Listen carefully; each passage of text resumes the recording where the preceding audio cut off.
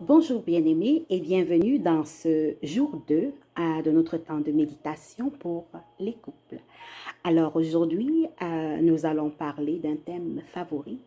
Euh, c'est la suite de cette série Je promets. Aujourd'hui, je promets d'obéir à la loi de Dieu sur la priorité. Je m'appelle Aimé Kazadi, je suis maman de 4 enfants, épouse de Monsieur Kazadi, pasteur et thérapeute pour les couples et les familles. Aujourd'hui, je vous parle de la loi de la priorité. Je promets d'obéir à cette loi. Quelle est donc cette loi? À quoi est-ce qu'elle consiste? Voyez-vous, lorsque Dieu a créé le mariage, il a créé avec des fondements solides. Il a créé avec des bases. Ce sont des bases sur lesquelles le mariage est fondé. Et ces bases se trouvent où? Dans la Bible. Dès le commencement, dans Genèse chapitre 2, on a ces lois-là, ces 4 lois fondamentales sur lesquelles sont positionnés le mariage chrétien, le mariage centré sur le Christ, sur la parole de Dieu. Et connaître ces lois, c'est se donner un périmètre de meilleur fonctionnement. Donc, parce que voyez-vous, lorsque vous avez acheté une voiture, par exemple, et vous prenez la peine de vous asseoir et de lire le manuel de l'utilisateur, ça vous permet de pouvoir maximiser l'utilisation de votre auto. C'est ça. Si on n'a pas lu, parfois on a des choses, des gadgets dans cette voiture qu'on ne sait pas à quoi ça sert. On a parfois des fonctionnalités qu'on ne sait pas bien utiliser et parfois ça peut causer des dommages. Très souvent, ça cause des dommages et la voiture va s'abîmer beaucoup plus vite que si on avait demandé en fait à la personne qui l'a conçue comment fonctionne ta chose. Alors, c'est le moment pour nous, chrétiens, de demander à Dieu, mais comment fonctionne ta chose? Parce que le mariage, c'est une création divine. La Bible nous dit dans Genèse chapitre 2 que Dieu a vu qu'il n'était pas bon que l'homme soit seul. C'est lui qui a décidé de cette chose-là. Le mariage, c'est son idée. En fait, le mariage, si vous voulez, représente cette relation la plus intime, la plus ultime même, qui mimique la relation qu'il y a entre Dieu et son peuple, entre Christ et son Église. Christ est appelé dans la Bible l'époux et son Église est appelée l'épouse. Et on parle du mariage de l'agneau et de son épouse qui est l'Église. Donc, voyez-vous, le mariage, c'est cette relation la plus haute, la plus élevée de toutes les relations humaines parce qu'elle représente le cœur de Dieu, elle représente son plan divin. C'est pourquoi il a voulu amener l'homme et la femme sur la terre. Et il a vu que quand ce n'était que l'homme, il a vu que ce n'était pas bon pour que cet homme-là soit seul. Alors il lui a fait une aide semblable à lui. Ce qui fait donc du mariage une relation particulière. Elle n'est pas comme les autres relations. On ne peut pas la comparer à la relation avec nos enfants, à la relation avec nos familles d'origine, à la relation avec tout ce qui est autour de nous, une relation de travail, ainsi de suite. Non, c'est vraiment une relation particulière. Pourquoi? Parce que c'est une relation qui nous permet de fonder une autre famille, de pouvoir créer une nouvelle famille. Donc, elle est particulière, elle est sainte par elle-même, par sa nature elle-même. La loi de priorité, donc, veut que ta relation avec ton conjoint ou ta conjointe soit au-dessus de toute autre relation humaine. Et bien sûr, elle vient de second à la relation avec Dieu. On a vu hier dans la première règle, dans le premier épisode, n'est-ce pas, que je vais fonder mon mariage sur le roc. Cela signifie donner la première place à Dieu.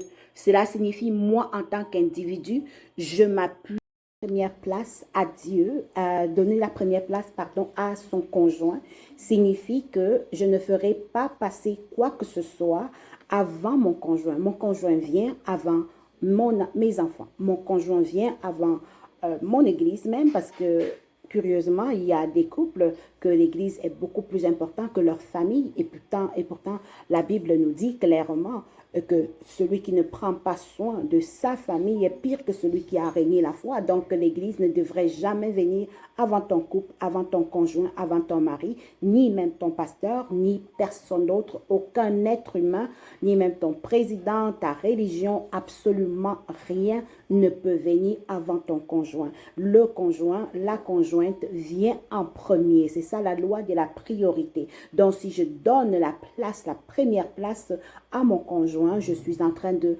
rencontrer donc cette loi qui est la loi de la priorité.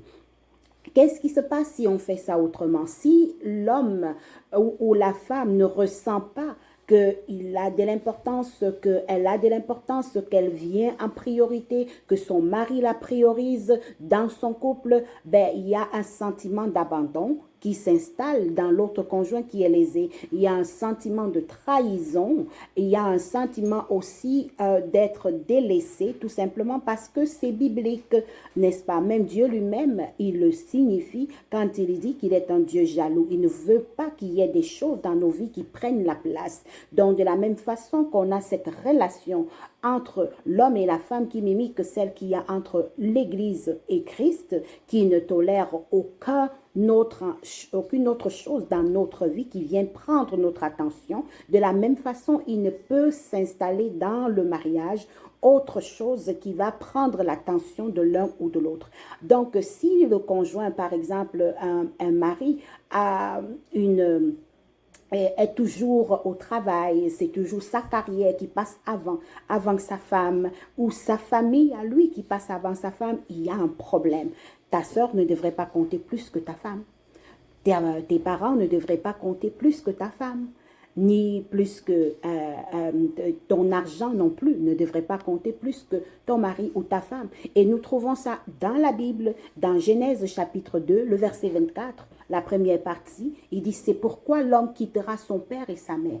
Quitter, dans le geste quitter, dans le fait de quitter, il y a je me détache de tout ce à quoi j'étais attachée avant pour pouvoir m'attacher à cette personne-ci avec laquelle je mets ma vie. Donc, pour que cet attachement puisse se faire, il faut quitter. Donc, il faut donner la priorité à ton conjoint, à ta conjointe. Il faut que ton mari devienne la personne la plus importante pour toi sur la terre.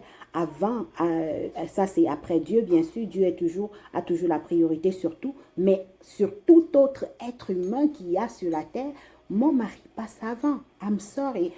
Ta femme devrait passer avant, c'est la vérité. Si ces choses-là ne sont pas faites, on voit des fois dans certaines familles, n'est-ce pas, où on va dire des choses comme « Ah non, mais si tu veux, tu n'as qu'à partir avec mes enfants, on a le lien de sang, tandis que toi, tu n'es que ma femme. » Non, non, non, non, non, non. Si c'était comme ça, on aurait vu ça dans la Bible. Le lien d'attachement, le lien qu'il y a entre toi et ton mari, toi et ta femme est plus fort. Pourquoi? Je vais t'expliquer. Cette personne que tu as auprès de toi, selon les règles de Dieu, c'est pour la vie. C'est pour la vie normalement que vous vous mettez ensemble, n'est-ce pas? Vous vous mettez ensemble pour la vie. Donc, vous venez ensemble pour créer une nouvelle famille. Qu'est-ce qui se passe donc quand cette famille-là va se détruire? Ben, c'est simplement que il y aura un recommencement. Ou bien, ça s'arrête là.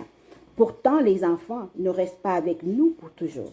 Les enfants, ils ont une durée maximale. Ils ont un délai, comme on appelle un délai d'expiration dans ta maison, n'est-ce pas? Je sais que toi-même, tu auras un problème si ton enfant restait à la maison chez toi jusqu'à 30 ans passés. Il y aura un problème. Donc, cet enfant-là, tu as l'obligation, le devoir de l'éduquer, de l'élever jusqu'à ce qu'il soit assez mature pour s'en aller. Donc, c'est la même chose quand ça concerne le couple.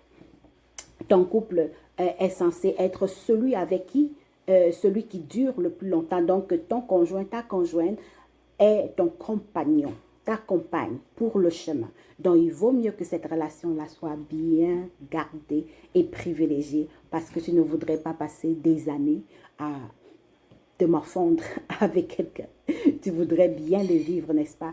Et bien en profiter. Alors voilà, c'est ça la loi de la priorité. Donc aujourd'hui, je promets d'obéir à cette loi de la priorité afin que mon couple soit bien ordonné, afin que mon couple soit à la bonne place, n'est-ce pas? Sachant que c'est Dieu qui a créé le mariage et il les a créés avec des lois et tout mariage a 100% de chances de réussir si on les fait selon la volonté de Dieu. Je vous donne rendez-vous demain pour le troisième épisode. À bientôt.